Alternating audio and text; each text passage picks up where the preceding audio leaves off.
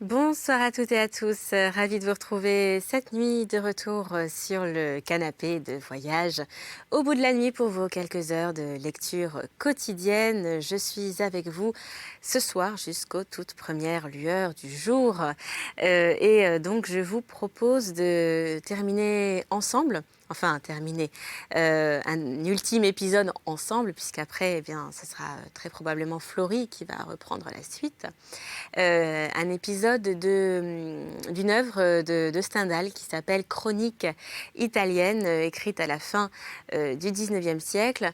Une œuvre certes un petit peu moins connue que le rouge et le noir, mais néanmoins tout aussi intéressante. Et vous allez voir intrigante, puisqu'il s'agit donc d'une succession de nouvelles avec différents personnages tout aussi forts en fait les uns que les autres, avec des histoires donc de trahison, de meurtre. Il y a beaucoup de passion, d'amour, de sang. Enfin en tout cas, on ne s'ennuie pas. Donc je vous propose de rester avec nous et d'ici là vous pouvez également, si vous le souhaitez, nous retrouver, nous rejoindre en tapant directement le hashtag VBN et on vous répondra donc pour vos questions, vos impressions, vos avis sur l'émission. C'est simple, ça s'affiche juste là en bas de l'écran. Mais tout de suite, place à la lecture. Très belle nuit à toutes et à tous sur D8. Quand le procès des deux Carafa fut terminé, on en fit un long sommaire, qui à diverses reprises fut examiné par des congrégations de cardinaux. Il est trop évident qu'une fois qu'on était convenu de punir de mort le meurtre qui vengeait l'adultère, genre de crime dont la justice ne s'occupait jamais, le cardinal était coupable d'avoir persécuté son frère pour que le crime fût commis comme le duc était coupable de l'avoir fait exécuter. Le 3 mars 1561, le pape Pie IV tint un consistoire qui dura 8 heures, et à la fin duquel il prononça la sentence des Carafa en ces termes. Qu'il en soit fait comme il est requis. La nuit du jour suivant, le fiscal envoya au château Saint-Ange-le-Bariguel pour faire exécuter la sentence de mort sur les deux frères, Charles cardinal Carafa et Jean, duc de Pagliano. Ainsi fut fait. On s'occupa d'abord du duc. Il fut transféré du château Saint-Ange aux prisons de Tordinone, où était préparé, ce fut là que le duc le comte d'Alif et d'Éléonard d'Elcardine eurent la tête tranchée. Le duc soutint ce terrible moment, non seulement comme un cavalier de haute naissance, mais encore comme un chrétien prêt à tout endurer pour l'amour de Dieu. Il s'adressa de belles paroles à ses deux compagnons pour les exhorter à la mort et puis écrivit à son fils. Le Bariguel revint au château Saint-Ange. Il annonça la mort au cardinal Carafa, ne lui donnant qu'une heure pour se préparer. Le cardinal montra une grandeur d'âme supérieure à celle de son frère, d'autant qu'il dit moins de paroles, et les paroles sont toujours une force que l'on cherche hors de soi. On ne lui entendit prononcer à voix basse que ces mots, à l'annonce de la terrible nouvelle. « Moi mourir, ô pape Pie, ô roi Philippe !»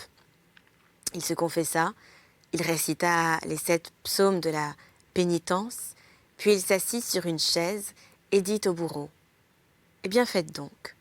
Le bourreau l'étrangla avec un cordon de soie qui se rompit. Il fallut y revenir à 2 fois. Le cardinal regarda le bourreau sans daigner prononcer un mot. Peu d'années après, le Saint-Pape, Pie V, fit revoir le procès qui fut cassé. Le cardinal et son frère furent rétablis dans tous leurs honneurs et le procureur général, qui avait le plus contribué à leur mort, eh bien, fut pendu. Pie V ordonna la suppression du procès. Toutes les copies qui existaient dans les bibliothèques furent brûlées. Il fut défendu d'en conserver sous peine d'excommunication, mais le pape ne pensa pas qu'il avait une copie du procès dans sa propre bibliothèque, et c'est sur cette copie qu'ont été faites toutes celles que l'on voit aujourd'hui. L'abbesse de Castro. Le mélodrame nous a montré si souvent les brigands italiens du XVIe siècle, et tant de gens en ont parlé sans les connaître, que nous en avons maintenant les idées les plus fausses. On peut dire en général que ces brigands furent l'opposition contre les gouvernements atroces qui en Italie succédèrent aux républiques du Moyen Âge.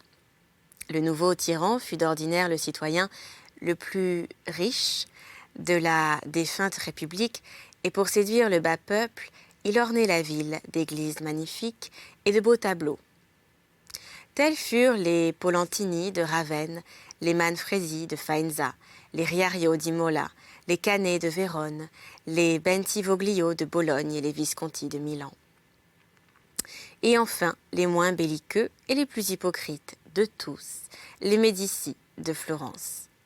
Parmi les historiens de ces petits États, aucun n'a osé raconter les empoisonnements et assassinats sans nombre ordonnés par la peur qui tourmentait ces petits tyrans.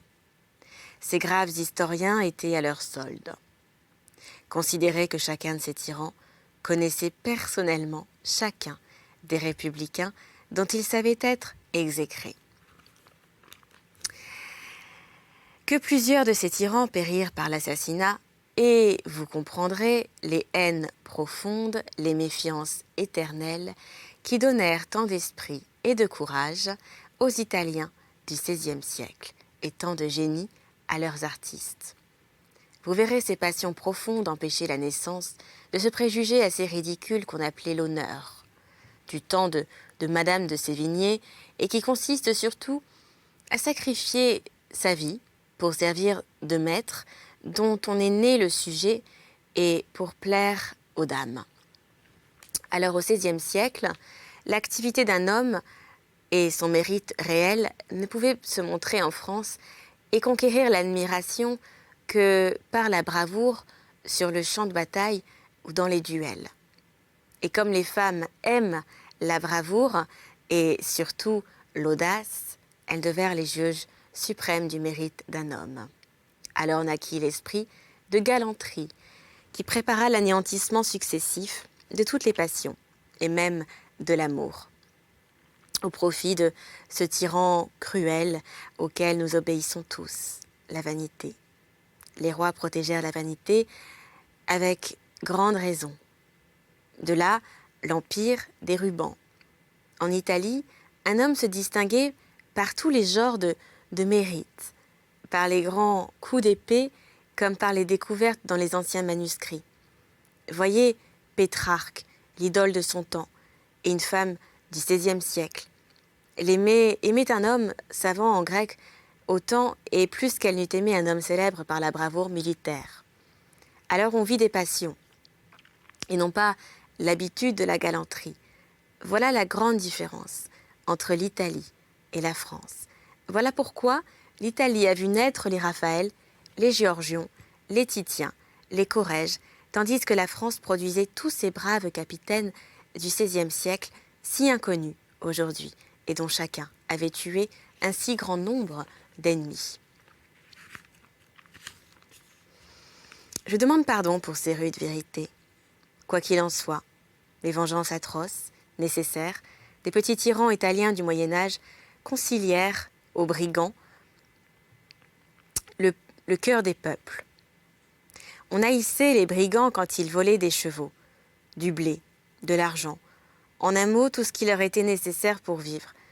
Mais au fond, le cœur des peuples était pour eux, et les filles du village préféraient à tous les autres le jeune garçon qui une fois dans la vie avait été forcé d'andar alla macchia, c'est-à-dire de fuir dans les bois et de prendre refuge auprès des brigands à la suite de quelque action trop imprudente. De nos jours, encore, tout le monde assurément redoute la rencontre des brigands. Mais subissent-ils des châtiments? Chacun les plaint. C'est ce que ce peuple si fin, si moqueur, qui rit de tous les écrits publiés sous la censure de ses maîtres, fait sa lecture habituelle de petits poèmes qui racontent avec chaleur la vie des brigands les plus renommés. Ce qu'il trouve d'héroïque dans ces histoires ravit la fibre artiste qui vit toujours dans les basses classes. Et d'ailleurs, il est tellement las des louanges officielles données à certaines gens que tout ce qui n'est pas officiel en ce genre va droit à son cœur. Il faut savoir que le bas peuple, en Italie, souffre de certaines choses que le voyageur n'apercevrait jamais, vécut-il 10 ans dans le pays. Par exemple, il y a 15 ans, avant que la sagesse des gouvernements n'eût supprimé les brigands, il n'était pas rare de voir certains de leurs exploits punir les iniquités des gouverneurs des petites villes. Ces gouverneurs, magistrats absolus, dont la paye ne s'élève pas à plus de 20 écus par mois, sont naturellement aux ordres de la famille la plus considérable du pays, qui par ce moyen bien simple opprime ses ennemis. Si les brigands ne réussissaient pas toujours à punir ces petits gouverneurs despotes, du moins ils se moquaient d'eux et les bravaient, ce qui n'est pas peu de chose aux yeux de ce peuple spirituel. Un sonnet satirique le console de tous ces maux. Jamais il n'oublia une offense. Voilà une autre des différences capitales entre l'italien et le français. Au XVIe siècle, le gouverneur d'un bourg avait-il condamné à mort un pauvre habitant en butte à la haine de la famille prépondérante. Souvent, on voyait les brigands attaquer la prison et essayer de délivrer l'opprimé. De son côté, la famille puissante, ne se fiant pas trop aux 8 ou 10 soldats du gouvernement chargés de garder la prison, levait à ses frais une troupe de soldats temporaires. Ceux-ci, qu'on appelait des bravi, bivouaquaient dans les alentours de la prison et se chargeaient d'escorter jusqu'au lieu du supplice le pauvre diable dont la mort avait été achetée. Si cette famille puissante comptait un jeune homme dans son sein, il se mettait à la tête de ces soldats improvisés. Cet état de la civilisation fait gémir la morale, j'en conviens. De nos jours, on a le duel, l'ennui et les juges. Les juges ne se vendent pas, mais ces usages du XVIe siècle étaient merveilleusement propres à créer des hommes dignes de ce nom.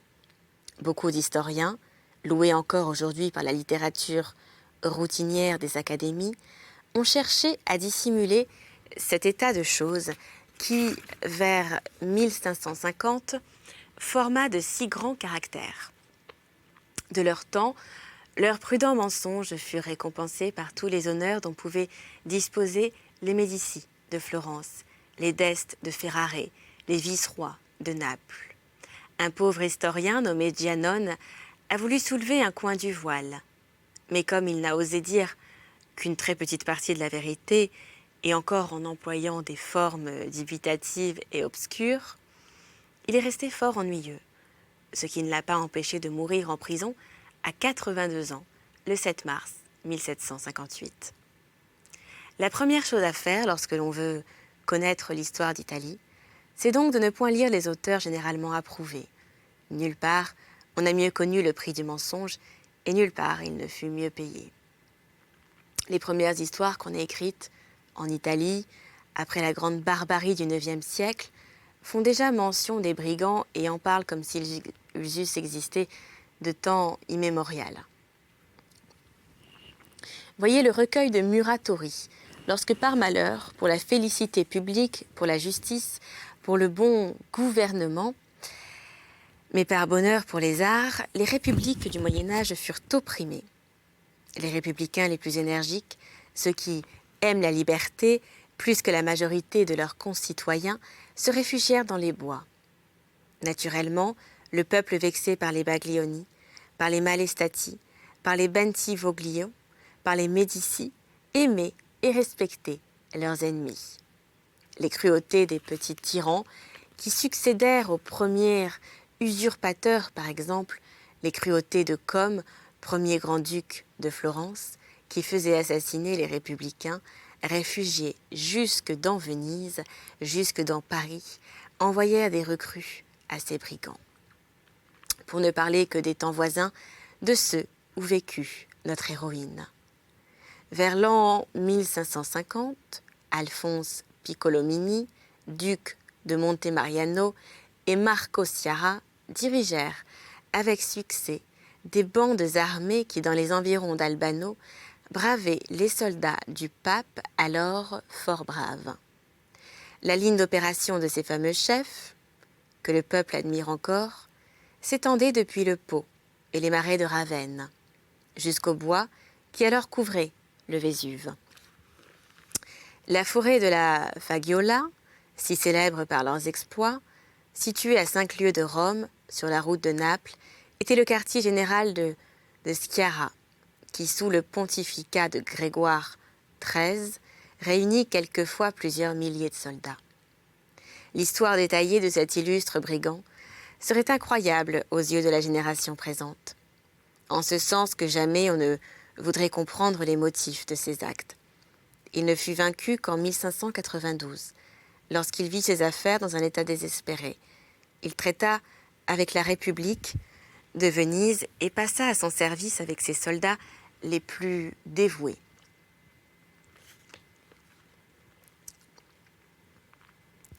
Mais la sagesse vénitienne savait bien qu'une petite meurtrière régnait à Candie. Et en quelques jours, les 500 soldats que Sciarra avait amenés au service de la République furent réduits à 67. Cette forêt de la Fagiola, dont les arbres gigantesques couvrent un ancien volcan, fut le dernier théâtre des exploits de Marco Sciarra. Tous les voyageurs vous diront que c'est le site le plus magnifique de cette admirable campagne de Rome, dont l'aspect sombre semble fait pour la tragédie. Elle couronne de sa noire verdure les sommets du mont Albano. C'est à une certaine éruption volcanique, antérieure de bien des siècles à la fondation de Rome, que nous devons cette magnifique montagne. À une époque qui a précédé toutes les histoires, elle surgit au milieu de la vaste plaine qui s'étendait jadis entre les Apennins et la mer. Le monte Cavi, qui s'élève entouré par les sombres ombrages de la Fagiola, en est le point culminant. On l'aperçoit de partout, de Terracine, d'Ostie, comme de Rome et de Tivoli, et c'est la montagne d'Albano, maintenant couverte de palais, qui, vers le midi, termine cet horizon de Rome si célèbre parmi les voyageurs. Un couvent de moines noirs a remplacé, au sommet du mont Cavi, le temple de Jupiter Férétrien, où les peuples latins venaient sacrifier en commun et resserrer les liens d'une sorte de fédération religieuse. Protégé par l'ombrage de châtaigniers magnifiques, le voyageur parvient en quelques heures au bloc énorme que présentent les ruines du temple de Jupiter. Mais sous ces ombrages sombres, si délicieux dans ce climat, même aujourd'hui, le voyageur regarde avec inquiétude au fond de la forêt. Il a peur des brigands. Arrivé au sommet du mont Calvi, on allume du feu dans les ruines du temple pour préparer les aliments. De ce point qui domine toute la campagne de Rome, on aperçoit, au couchant, la mer qui semble à 2 pas, quoique à 3 ou 4 lieues, on distingue les moindres bateaux. Avec la plus faible lunette, on compte les hommes qui passent à Naples sur le bateau, à vapeur. De tous les autres côtés, la vue s'étend sur une plaine magnifique, qui se termine au levant par l'Apennin, au-dessus de Palestrine, et au nord par Saint-Pierre et les autres grands édifices de Rome. Le mont Cavi, n'étant pas trop élevé, l'œil distingue les moindres détails de ce pays sublime qui pourrait se passer d'illustrations historiques. Et cependant, chaque bouquet de bois, chaque pan de mur en ruine, aperçu dans la plaine ou sur les pentes de la montagne, rappelle une de ces batailles si admirables par le patriotisme et la bravoure que raconte Tite-Live. Encore de nos jours, l'on peut suivre pour arriver aux blocs énormes, restes du temple de Jupiter Férétrien, et qui servent de mur au jardin des moines noirs, la route triomphale parcourue jadis par les premiers rois de Rome. Elle est pavée de pierres, taillées fort régulièrement. Et au milieu de la forêt de Fagiola, on en trouve de longs fragments au bord du cratère éteint qui est rempli maintenant d'une eau limpide est devenu le joli lac d'Albano de 5 à 6 milles de tour, si profondément encaissé dans le rocher de lave, était situé Albe, la mer de Rome, et que la politique romaine détruisit dès le temps des premiers rois. Toutefois, ces ruines existent encore. Quelques siècles plus tard, à un quart de lieue d'Albe, sur le versant de la montagne qui regarde la mer, s'est élevée Albano, la ville moderne. Mais elle est séparée du lac par un rideau de rochers qui cache le lac à la ville et la ville au lac. Lorsque l'on aperçoit de la plaine ces édifices blancs, ils se détachent sur la verdure noire et profonde de la forêt, si chère aux brigands et si souvent nommée, qui couronne de toutes parts la montagne volcanique. Albano, qui compte aujourd'hui 5 ou 6 000 habitants, n'en avait pas 3 000 en 1540, lorsque florissait dans les premiers rangs de la noblesse la puissante famille Campi-Reali, dont nous allons raconter les malheurs. Je traduis cette histoire de 2 manuscrits volumineux, l'un romain, l'autre de Florence. À mon grand péril, j'ai osé reproduire leur style, qui est presque celui de nos vieilles légendes. Le style si fin, si mesuré de l'époque actuelle eût été, ce me semble, trop peu d'accord avec les actions racontées et surtout avec les réflexions des auteurs. Ils écrivaient vers l'an 1598. Je sollicite l'indulgence du lecteur, et pour eux, et pour moi. Après avoir écrit tant d'histoires tragiques, dit l'auteur du manuscrit florentin, je finirai par celle de toutes qui me fait le plus de peine à raconter. Je vais parler de cette fameuse abbesse du couvent de la Visitation à Castro, Hélène de Campi-Reali, dont le procès et la mort donnèrent tant à parler à la haute société de Rome et de l'Italie. Déjà vers 1555, les brigands régnaient dans les environs de Rome. Les magistrats étaient vendus aux familles puissantes. En l'année 1572, qui fut celle du procès, Grégoire XIII Buoncompagnie monta sur le trône de Saint-Pierre.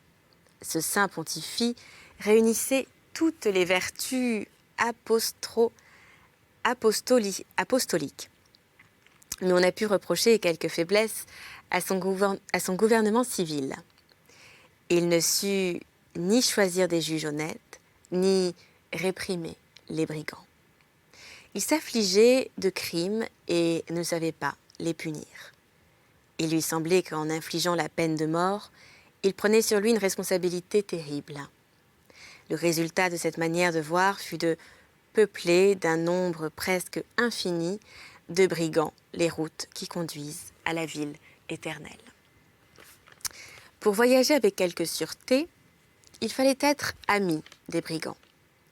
La forêt de la Fagiola à cheval sur la route de Naples, par Albano, était depuis longtemps le quartier général d'un gouvernement ennemi de celui de sa sainteté, et plusieurs fois, Rome fut obligée de traiter comme de puissance à puissance avec Marco Sciarra, l'un des rois de la forêt.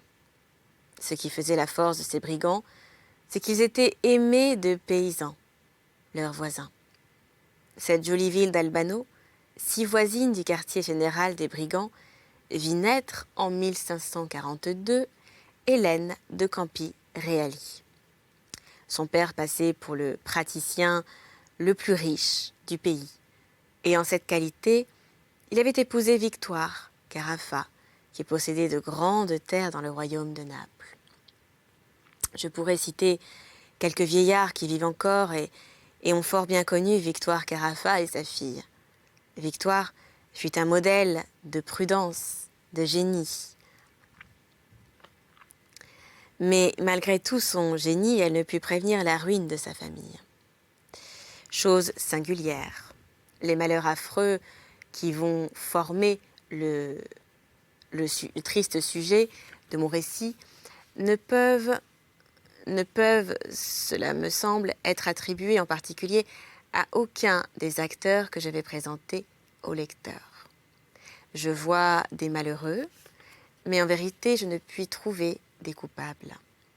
L'extrême beauté et l'âme si tendre de la jeune Hélène étaient deux grands périls pour elle, et font l'excuse de Jules Branciforte, son amant, tout comme le manque absolu d'esprit de Monseigneur Cittadini, évêque de Castro, peut aussi l'excuser jusqu'à un certain point.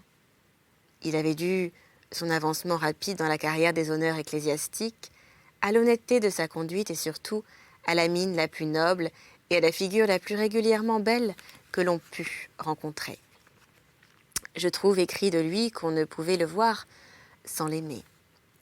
Comme je ne veux pas flatter personne, je ne dissimulerai point qu'un saint moine du couvent de Montecaville, qui souvent avait été surpris dans sa cellule, élevée à plusieurs pieds au-dessus du sol, comme saint Paul, sans que rien autre que la grâce divine pût le soutenir dans cette position extraordinaire. Avait prédit au seigneur de Campiréally que sa famille s'éteindrait avec lui et qu'il n'aurait que 2 enfants, qui tous 2 périraient de mort violente. Ce fut à cause de cette prédiction qu'il ne put trouver à se marier dans le pays et qu'il alla chercher fortune à Naples, où il eut le bonheur de trouver de grands biens et une femme capable, par son génie, de changer sa mauvaise destinée, si toutefois une telle chose eût été possible. Ce seigneur de Campiréally passait pour fort honnête homme et faisait de grandes charités, mais il n'avait nul esprit, ce qui fit que, peu à peu, il se retira du séjour de Rome et finit par passer presque toute l'année dans son palais d'Albano. Il s'adonnait à la culture de ces terres, situées dans cette plaine si riche qui s'étend entre la ville et la mer. Par les conseils de sa femme, il fit donner l'éducation la plus magnifique à son fils Fabio, jeune homme très fier de sa naissance, et à sa fille Hélène, qui fut un miracle de beauté, ainsi qu'on peut le voir encore par son portrait qui existe dans la collection Farnèse.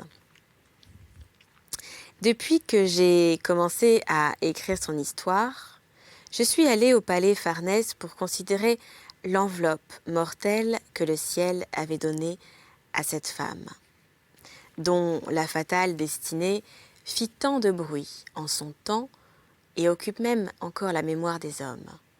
La forme de la tête est un ovale allongé, le front est très grand, les cheveux sont d'un blond foncé, l'air de sa physionomie est plutôt gai, elle avait de grands yeux d'une expression profonde et des sourcils châtains formant un arc parfaitement dessiné. Ses lèvres fort minces, on l'aurait dit des contours de la bouche qui avaient été dessinés par le fameux peintre Corrège. Considérée au milieu des portraits qui l'entourent à la galerie Farnèse, elle a l'air d'une reine. Il est bien rare que l'air gai soit joint à la majesté. Après avoir passé 8 années entières comme pensionnaire au couvent de visitation de la ville de Castro, maintenant détruite, où l'on envoyait dans ce temps-là les filles de la plupart des princes romains, Hélène revint dans sa patrie, mais ne quitta point le couvent sans faire offrande d'un calice magnifique au grand autel de l'église. Ce sera la fin pour cet épisode. Je vais vous laisser, mais je vais vous laisser surtout en compagnie de la belle Florie pour la suite des chroniques italiennes de Stendhal. Quant à moi, je vous propose de me retrouver sur les réseaux sociaux en tapant directement le hashtag VBN pour vos questions, vos impressions, vos commentaires sur l'émission et également nous revisionner en replay sur le site de la chaîne www.d8.tv. D'ici là, portez-vous bien, je vous retrouverai, je l'espère, très bientôt pour de nouvelles aventures littéraires. Très bonne nuit et à très bientôt sur D8.